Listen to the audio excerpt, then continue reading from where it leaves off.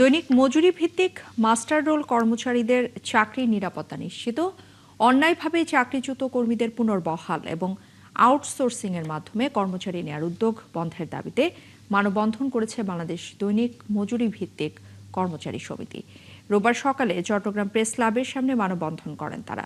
এ সময় বক্তারা বলেন, দীর্ঘদিন ধরে বিভিন্ন সরকারি দপ্তর, অধিদপ্তর এবং প্রতিষ্ঠানে কর্মরত হাজারো দৈনিক মজুরি ভিত্তিক এবং মাস্টার রোল কর্মচারী চাকরির অনিশ্চয়তার মধ্যে রয়েছে। তারা দ্রুত চাকরির আইনগত সুরক্ষা, কর্মরতদের স্থায়ীকরণ এবং আউটসোর্সিং এর মাধ্যমে কর্মচারী নেয়ার সব কার্যক্রম বন্ধের দাবি জানান। এছাড়াও আগামী 31 জুলাইয়ের মধ্যে দাবি বাস্তবায়ন না হলে আগামী 9 আগস্ট অর্থ সচিবের পদত্যাগ দাবিতে বিক্ষোভ সমাবেশ এবং সচিবালয় অভিমুখে পদযাত্রার কর্মসূচি ঘোষণা করেন সংগঠনের নেতারা। বিলম্বে আমাদেরকে চাকরি স্থায়ীকরণের দৃশ্যমান প্রক্রিয়া আগামী 31 জুলাইয়ের মধ্যে আমরা বাংলাদেশ দৈনিক মজুরি ভিত্তিক কর্মচারী সমিতি কেন্দ্রীয় কমিটি দেখতে চায়, সারা বাংলাদেশে দৈনিক মজুরি ভিত্তিক কর্মচারীরা দেখতে চায়।